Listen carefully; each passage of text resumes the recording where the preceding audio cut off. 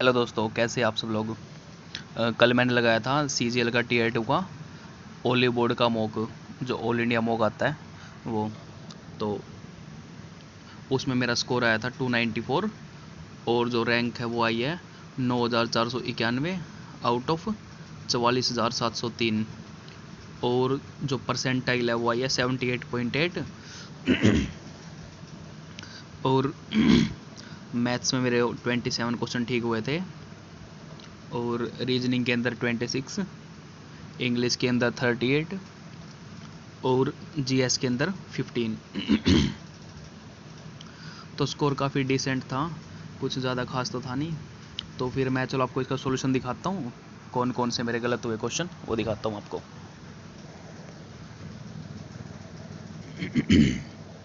तो सबसे पहले इसको हिंदी में कर लेते हैं। मैं हिंदी और इंग्लिश मतलब मिक्स करके देता हूँ जो मेरे को समझ आता है। तो सबसे पहले क्वेश्चन क्यूब के ऊपर आया हुआ था, तो इसकी साइड दे रखी थी और इसका टोटल सरफेस एरिया पूछ रखा था। तो 6a² करके हो जाएगा, ये तो आसान था। और ये सिंप्लीफिकेशन का क्वेश्चन था।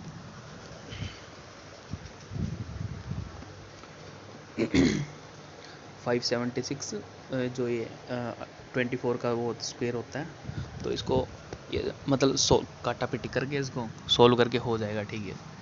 एक्स की वैल्यू निकल जाएगी, इजी था ये तो। और ये अलजेब्रा की एक प्रॉपर्टी है, a² प्लस के b² प्लस के c² माइनस का b माइनस का bc माइनस का ca। अगर ये जीरो हो या फिर a² plus b² plus c² equal to ab plus के bc प्लस के ca हो, तो इसमें क्या होता है कि ये तभी पॉसिबल होगा जब a equal to b equal to c होगा। तो a b c सभी बराबर हो जाती है, तो यानी कि समबाहु त्रिभुज है। और ये अलजेब्रा का एक और क्वेश्चन था, तो इसमें क्यूब पे ले जाना था। तो इस पे ना क्यूब वाला वो फॉर्मूला लगाना है, a³ प्लस के b³ is equal to a plus के B bracket start a plus B का होल स्क्वायर माइनस का 3ab, क्योंकि प्लस में तो माइनस में ले जाना पड़ेगा ना, माइनस का ab। तो हो जाएगा। ये देखो टॉपर ने इस पे ना 241 सेकंड लगाया हुआ, मैंने ना 1 मिनट से पहले कर लिया था क्वेश्चन, तो वो लंबे वाले मेथड से चला गया था, इसका शॉर्ट मेथड है ये। और इसके अंदर क्या निकालना था, इसके अंदर टोटल मिठाइयाँ निकालनी थी, कितनी मिठाइयाँ हैं, कितनी स्वीट्स बटी है। तो विद्यार्थियों की कुल संख्या का 30% और टीचर्स को जो मिली वो कुल टीचर्स की संख्या का 20% था। तो वो कर इनका परसेंटेज निकाल के मल्टीप्लाई करना था, ईजी था ये भी। और ये एज का क्वेश्चन था, आसान था ये भी, मैंने 97 सेकंड में कर लिया था। ये थोड़े मल्टीप्लाई करने में दिक्कत होगी थी इसमें। और ये प्रोबेबिलिटी का क्वेश्चन था, और इसके अंदर क्या है कि दो डिब्बे दे रखे हैं, एक डिब्बे में 3 ऑरेंज और 7 लेमन कैंडी है और दूसरे डिब्बे के अंदर 5 ऑरेंज और 2 लेमन कैंडी है। प्रत्येक डिब्बे से एक कैंडी निकाली जाती है, तो दोनों के ऑरेंज फ्लेवर होने की प्रायिकता क्या है। यानी कि एक डिब्बा दूसरे डिब्बे पे डिपेंड नहीं करता, यानी कि ये दोनों इंडिपेंडेंट होंगी। तो जो पहले डिब्बे की वो प्रोबेबिलिटी आई वो 3/10 आ जाएगी और दूसरे की 5/7 आ जाएगी। तो इनको मल्टीप्लाई कर देंगे तो 3/14 हो जाएगी, क्योंकि ये एक दूसरे पर डिपेंड नहीं करते, तो इंडिपेंडेंट है। तो इस वजह से इनकी जो प्रोबेबिलिटी है वो मल्टीप्लाई में आ जाएंगी। सिंप्लीफिकेशन का था और मेंसुरेशन से आया हुआ था क्वेश्चन ये। इसमें मल्टीप्लाई कैलकुलेशन बहुत थी, तो थोड़ा टाइम लग गया इसके अंदर। देखो आप एक चीज़ नोट कर रहे होगे कि मेंस के अंदर भी क्या होता है कि एक क्वेश्चन ईजी आता है, फिर एक थोड़ा सा कैलकुलेटिव डाल देते हैं, एक ईजी फिर एक कैलकुलेटिव, ऐसे चलता है। ये क्वेश्चन देखो मेरा 45 सेकंड में हो गया था। प्रॉफिट लॉस का क्वेश्चन था ये, डिसऑनेस्ट शॉपकीपर वाला। तो क्या कह रहा है कि निशु का दावा है कि वह 60 रुपये प्रति किलो की दर से नमकीन बेचता है जिसकी कीमत 70 रुपये है। यानी कि वो 70 की चीज़ 60 में दे रहा है, और लेकिन वह 1000 यानी और 1000 रुपये के पैसे ले रहा है और 800 ग्राम सामान दे रहा है। रेशो मेथड से ईजिली हो जाएगा बहुत बहुत जल्दी। और ये था SI का क्वेश्चन, PRT वाले फॉर्मूले से कर दिया था मैंने सीधा, SI इजिकल टू PRT/100, बहुत ईजी सॉल्व हो गया तो। और ये टाइम एंड वर्क का क्वेश्चन था। इसमें क्या था कि आपको ना दोनों कंपेयर करने पड़ेंगे, मेल और फीमेल की एफिशिएंसी निकालनी पड़ेगी। और फिर टोटल वर्क निकालना पड़ेगा, और फिर 6 मेल और 5 फीमेल से डिवाइड करना पड़ेगा, इनकी एफिशिएंसी मल्टीप्लाई करके इनको। आसान था, मतलब कुछ कुल मिला के बस थोड़ा सा कैलकुलेशन थी, काटा पिट्टी मल्टीप्लाई ज़्यादा करनी थी। डीआई का क्वेश्चन था, इजी था। और ये हाइट एंड डिस्टेंस, हाइट का था क्वेश्चन था ये, और ट्रिगो वाले रेशो से हो जाएगा, आसान था। और इसके अंदर तो ये क्या करना था, दूसरे 40 और तो बेंगलोर मैसूर के बीच की डिस्टेंस निकालना है इसके अंदर। तो सिंपल, उससे 7 घंटे में दूरी तय करता है, और 30 किलोमीटर प्रति घंटे की चाल से चलता है।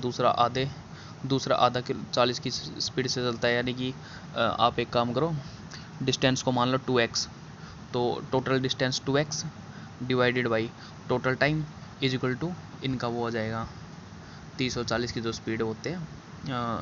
जैसे कि मैं बताता हूँ, आप क्या करो, 2x इसको डिस्टेंस मतलब टोटल डिस्टेंस 2x बटे में x बटे 30 प्लस के x बटे 40 इज इक्वल टू 7 आवर। तो ये हो ईजिली हो जाएगा सोल्व। और ये एक टाइम एंड डिस्टेंस का था। ये क्या कह रहा है कि प्रारंभिक बिंदु पर कब मिलेंगे, ये मैं थोड़ा सा कंफ्यूज हो गया था, तो थोड़ी कैलकुलेशन भी ज़्यादा थी इसके अंदर। तो आपको क्या करना है कि सेम डायरेक्शन में चल रहे हैं, सेम में चल रहे तो इनको और इनकी ना अलग अलग निकालनी पड़ेगी आपको। अमित कितना टाइम ले रहा है और अमन कितना टाइम ले रहा है, जितना भी टाइम आएगा उसका एलसीएम लेना है। तो थोड़ी सी मतलब कैलकुलेशन ज़्यादा थी इसके अंदर।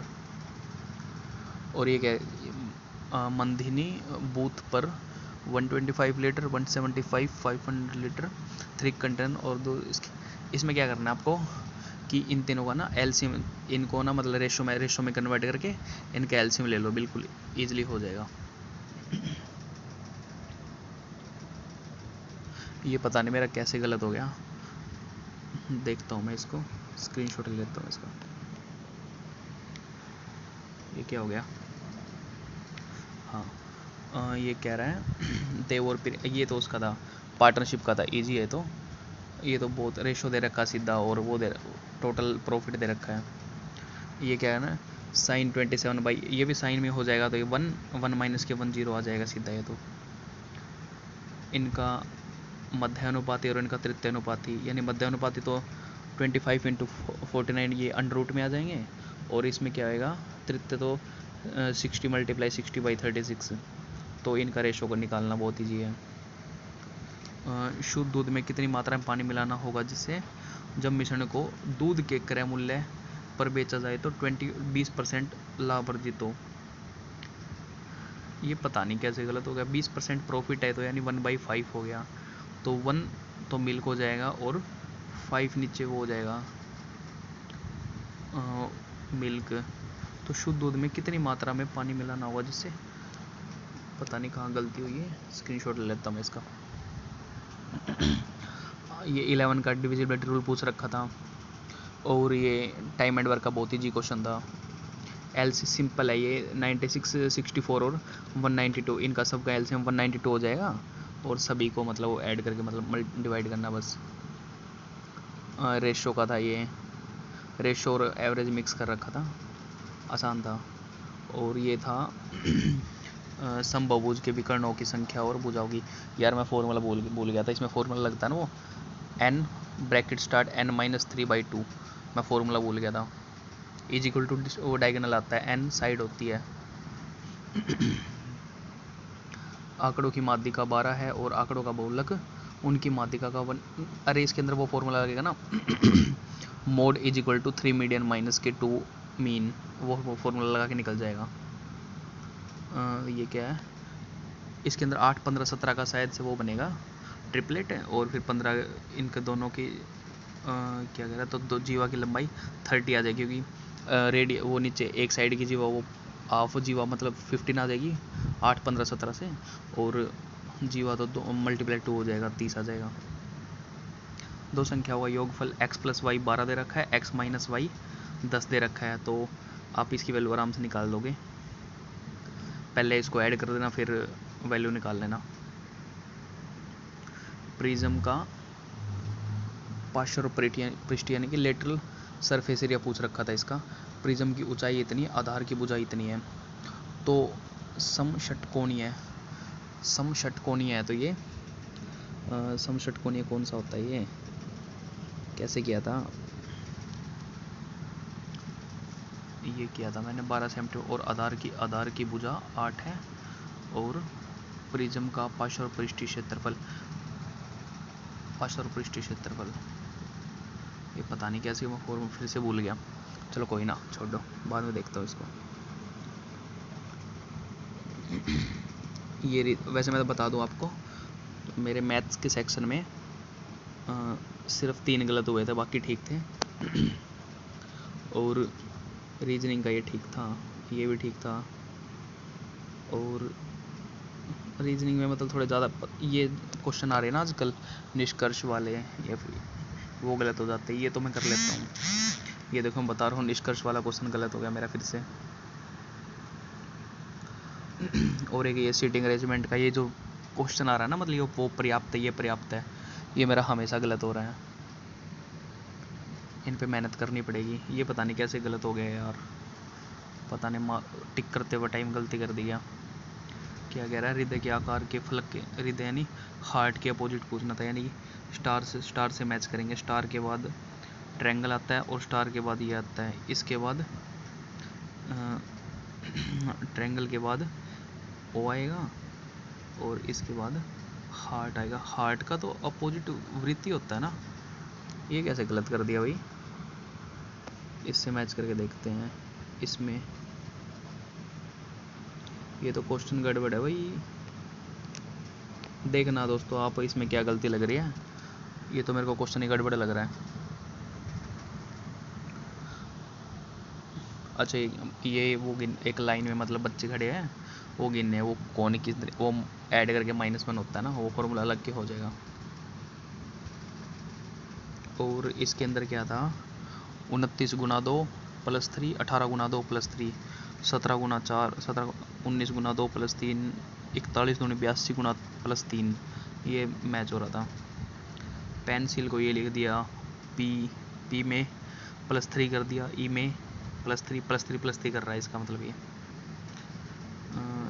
सीटिंग अरेंजमेंट का था। ये भी लीप वर्सन 4 से भाग करके देखना था, बहुत ही चीज़ है। तो ये मैं सोच रहा पहले, पता नहीं इसमें कौन सा वो ट्रिक लगा दी, कौन सा क्या लगा दिया। ये तो बहुत ईजी था, 11 × 5 ऊपर मतलब 5 से भाग हो रहा है सभी, तो 20 गुना 500 आ जाएगा। और ये भी घुमाने वाला क्वेश्चन था, ये भी ठीक है। ये मेरा ठीक हो गया, पता नहीं कैसे ठीक हो गया। चलो मैं पढ़ के देखता हूँ इसको एक बार। सरकार को अपराधों को कम करने के लिए 12 बजे पब, मूवी हॉल और स्टोर बंद कर देने हैं चाहिए। हाँ, इससे रात के समय सड़कों पर रहने वाले अपराधियों को अपराध, ये तो कोई इरेलेवेंट है, क्योंकि सड़कों का और मूवी थिएटर का कोई रोल ही नहीं है, इसको बंद हटाते एक बार। नहीं, इससे व्यक्तियों का किसी ज़रूरी काम के लिए रात में बाहर निकलना मुश्किल हो जाएगा, ये हो सकता है, क्योंकि अगर नहीं, ये भी कोई इरेलेवेंट लग रहा है। नहीं, व्यक्तियों को पब और मूवी, सभी इरेलेवेंट, तर्क तो प्रबल है। मेरा फिर से गलत हो गया, छोड़ो इसको, बेकार चीज़ है ये तो, कभी ठीक हो जाते कभी गलत हो जाते हैं। ये ठीक है, ये मैं इजीली कर देता हूँ, पहले मैं थोड़ा टाइम लगा देता था, अब मेरा ठीक मतलब 50 सेकेंड के आसपास होने लग गया है। और ये भी जी है, ये क्या था, सी को 24, ओ को सी का उल्टा करके लिख रखा है, ओ का उल्टा करके, ए का उल्टा, सी का उल्टा, और एच का उल्टा करके लिख रखा है, मतलब अपोजिट लिख रखे इनके। रोंग टॉपर का भी गलत है, तो हमारा कैसे सही हो सकता है भाई। क्या है इसके अंदर, जब आप अपने परीक्षण में 100 अंक प्राप्त नहीं कर लेते, तब तक हम आपको वह बाइक नहीं दे सकते। वह व्यक्ति परीक्षण में 100 अंक प्राप्त कर सकता है। परीक्षण में 100 अंक प्राप्त करना बाइक पाने के लिए अनिवार्य शर्त है। ये तो निष्कर्ष हो गया ना, ये तो सेकंड वाला तो सभी निहित है। छोड़ दो, इंग्लिश आ गई। तो मैं रीजनिंग में बताता हूँ आपको कितने ठीक है मेरे। तो रीजनिंग में मेरे 26 ठीक है, और 4 गलत हैं यार, 4 तो पता नहीं हो ही जाते हैं गलत, 3 4 3 4। तो ये क्या कह रहा है, we are going back to drawing board, ये तो ईडीएम है ना, रीस्टार्ट करना कोई भी चीज़। A person who renounces a religious, यानी ये होता है एपोस्टेट, सर्व धर्म त्याग बोलते हैं जिसको। वैसे ऑप्शन से भी नहीं होता है, तो मेरे को पता ही नहीं था ऑप्शन, ये मेरे को डायरेक्ट याद था। The teacher said that the sky is blue due to Rayleigh scattering, ये रेल लाइट की वो खोज भी तो की थी ना, वो ये शायद से। Said that the sky is blue due to, said that the sky is में है ना, यानी कि इज में ही रहेगा ये तो। ये वाज है, ये हेड है, यहाँ पे विल भी है, तो इजी रहना है तो हो जाएगा। ये क्या कह रहा है, a rainbow is meteorological marvel that ceases to captivate the human imagination with its stunning display of colour across the. ये देखो मैं वैसे समझाने की कोशिश कर रहा हूँ, वैसे मेरे को आता तो नहीं इतना, ये समझा रहा हूँ। A rainbow is meteorological marvel that dash ceases to captivate the human imagination, ठीक है, with its stunning display of. मैं ऑप्शन देखता हूँ, नेवर, ठीक है। ये क्या कह रहा है, often never more less, a rainbow is meter marvel that never ceases. यह क्या कह रहा है कि जो रेनबो है, रेनबो की जो चमक है वो रोक नहीं सकती ह्यूमन इमेजिनेशन विद इट्स, यानी कि जो रेनबो की जो शाइन है वो लोगों को इमेजिन करने से, इसकी कलर के बारे में सोचने से, आकाश के साथ देखने से नहीं रोक सकती, ऐसा कुछ कह रहा है आइडिया लगा के। Formed when sunlight refracts and it passes through rain drops, मतलब कि क्या है, इसके फिनोमिना की बात हो रही है यहाँ पे तो, ठीक है। और a rainbow is a visual symphony of light and water, ये आगे वाटर ड्रॉपलेट्स आया हुआ है, तो आप ना फॉरवर्ड रीडिंग किया करो, फॉरवर्ड बैक रीडिंग। तो इसमें क्या है, जैसे वाटर ड्रॉपलेट दिख रहा है इधर, तो इससे पहले कहीं ना कहीं ऑप्शन में ना इसका आंसर यही मिलेगा, यानी आप मतलब चेक कर सकते हो कि आपने जो टिक किया वो सही है गलत है, ठीक है। आगे देखना, the typical rainbow showcase A spectrum of 7 vibrant huge, यानी 7 लाइट दिखाता है, रेड और विबग्योर दिखाता है, मतलब ये तो।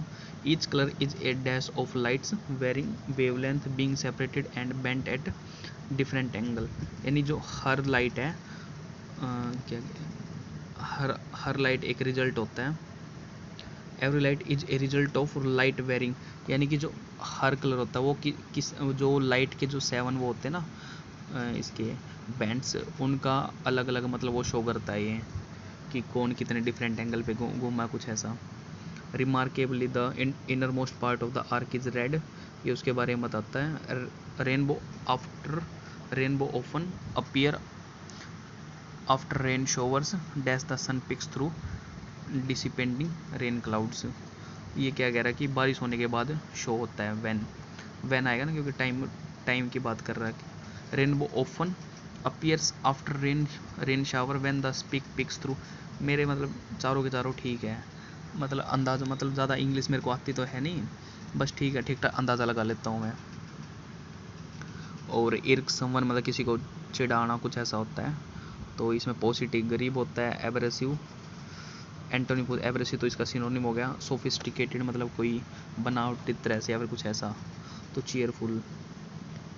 तो एक और ये कॉम्प्रिहेंशन, इसमें ये भी ठीक है मेरा, ये भी ठीक है, कॉम्प्रिहेंशन ये भी, और ये भी। कॉम्प्रिहेंशन वाला पार्ट मेरा लगभग ठीक है सारा, ये गलत हो गया था एक क्वेश्चन, एक आधा तो हो ही जाता है यार,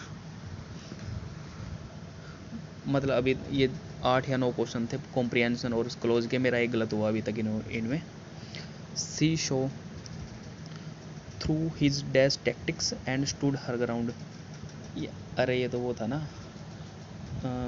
वर्ड नेव का वो एंटोनी पूछ रखा था, भोला, नेव का मतलब भोला होता है, तो मैनिपुलेटिव आ जाएगा। इनोसेंट सिंसियर रियल तो सेम होता है।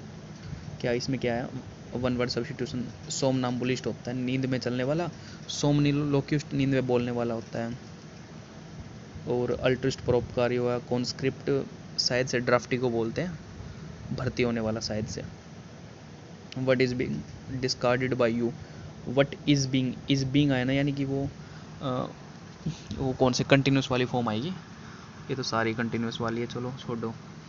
तो वर नहीं आएगा, विल नहीं आएगा, फ्यूचर में नहीं जा रहा, वोज नहीं आएगा, ऑप्शन से भी ये आ रहा है, ऑप्शन सी।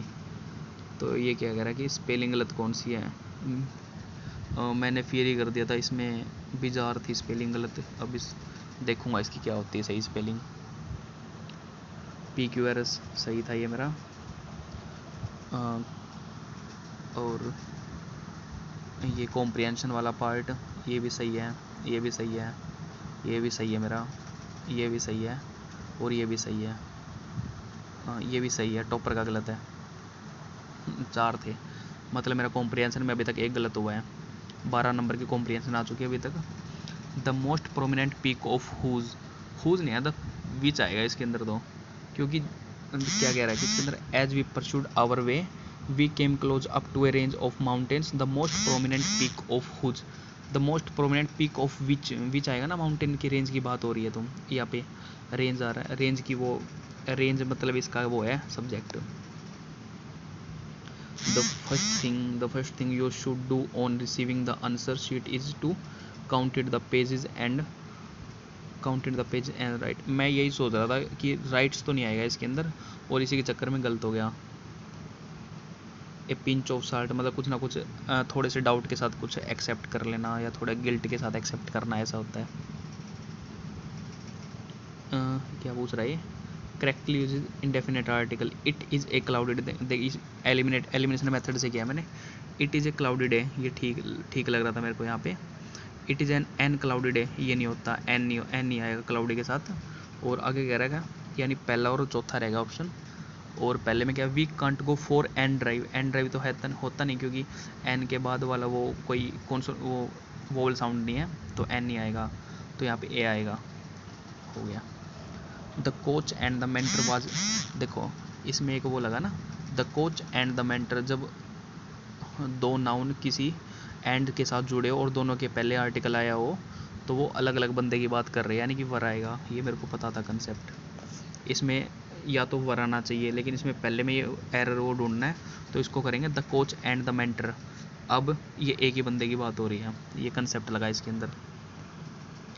डिफरेंशियल की सही स्पेलिंग बतानी थी, तो डिफरेंशियल आता था, पता था मेरे को ये। और ये क्या पूछ रहा है, इनकरेक्ट स्पेलिंग पूछ रखा है। डिलिबरेट की DILE छोड़ दो, देखता हूँ बाद में। रिपोन सेड आई विल बर्निंग, क्या पूछ रहा है, रिपोर्टेड स्पीच पूछ रखा है इसने। आई विल भी है तो वुड भी होगा, वुड भी ढूंढ लो आप, तो वुड भी 2 के अंदर है, इनमें से रिप्लेस करना आपको। इसमें नेक्स्ट डे, इसमें टुमारो है, तो टुमारो का नेक्स्ट डे बन जाएगा, तो option B. We will give an excellent performance on the annual day, ठीक है। पैसिव में ले जाना है, वी विल गिव, तो विल भी आएगा, विल भी ढूंढ लो आप। तो पहले में विल बीइंग है, ये नहीं हो सकता। दूसरे में विल भी है, चौथे में माइट भी है, तीसरे में वुड भी है, तो ऑप्शन बी। रेजोल्यूट का मतलब होता है कुछ निश्चय कर लेना, अड़ जाना मतलब किसी बात पे, मतलब सोच लेना, निश्चय कर लेना, कुछ ऐसा। तो स्टेड फास्ट हो गया, ठीक है। सी आई टू आई एग्रीमेंट में होना। Pretend to be ill in order to, ये मेरे को पता नहीं था, मैंने ऑप्शन से किया था। अब इसको मैं स्क्रीनशॉट ले लेता हूँ, लिखूँगा कल इसको अपनी कॉपी के अंदर। वोल्यूशन इच्छा होता है, आउट गो बाहर जाना। एग्ज्यूम पता नहीं, एग्ज्यूम और मेलिंगर में से मेरे को कुछ ना कुछ टिक करना था, तो मैंने मेलिंगर कर दिया था, हो गया ठीक। पेटुलेंट मैंने बाद में देखा, पेटुलेंट होता है, पता था मेरे को पेटुलेंट अड़ियल होता है, अड़ियल है जिद्दी व्यक्ति को बोलते हैं पेटुलेंट, लेकिन इसमें से फ्रैक्शंस आना था, फ्रैक्शंस का नहीं पता था मेरे को, ये अड़ियल होता है। ये कॉम्प्रिहेंशन वाला सेक्शन एक, ये ठीक है, ये भी ठीक है, ये गलत है, तो यानी कि 16 नंबर की कॉम्प्रिहेंशन में से मेरे 2 गलत हुए, यानी 14 ठीक हो गए मेरे।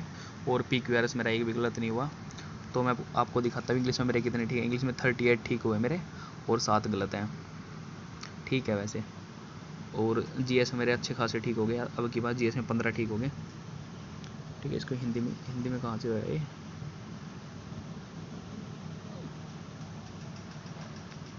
ये तो इंग्लिश ही चल रही है अभी तो, ठीक है।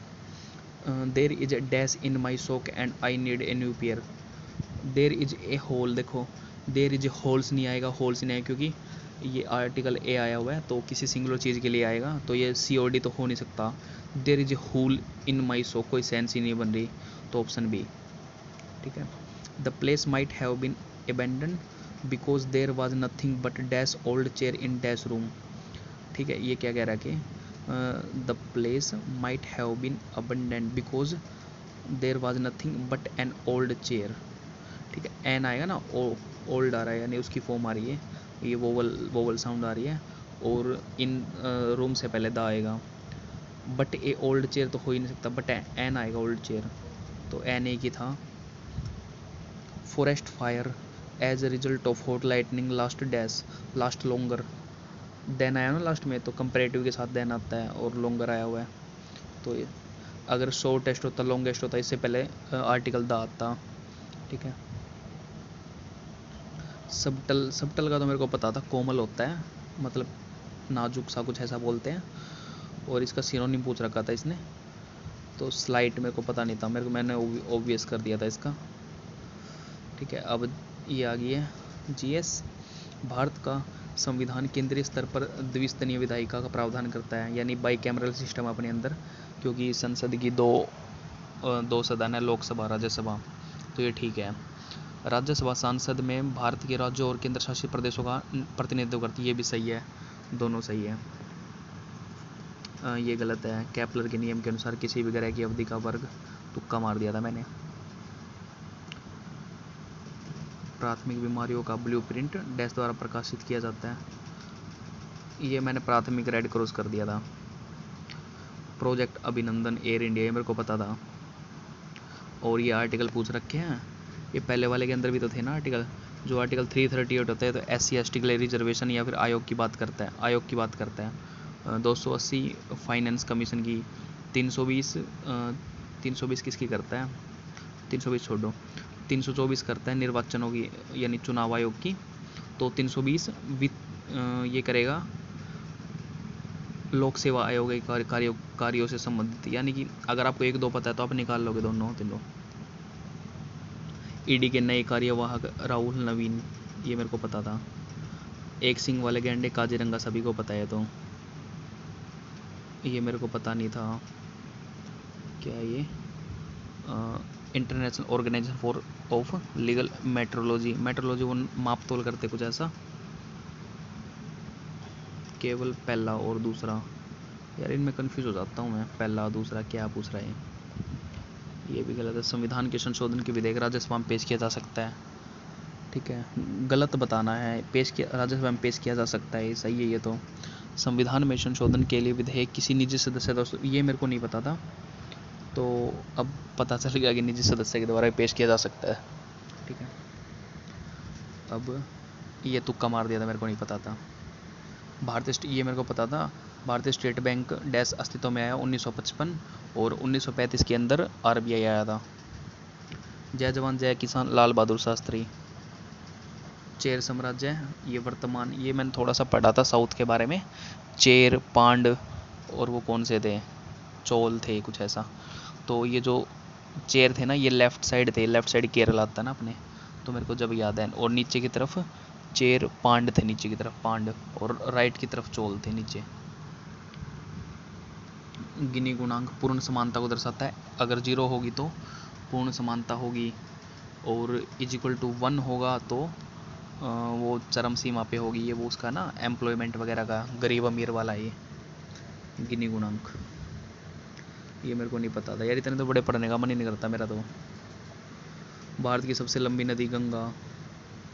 पर्यावरण के अजैविक घटकों यानी कि एबायोटिक, सूर्य ताप है, पक्षी जीवित है, पौधे जीवित है, कवक जीवित है, यानी कि देखो एबायोटिक पूछे यानी जो मतलब जीवित नहीं है, सूर्य ताप। अटल नवाचार मिशन की स्थापना 2016 में हुई थी, पता नहीं था मेरे को, तुक्का मार दिया मैंने पहले वाला।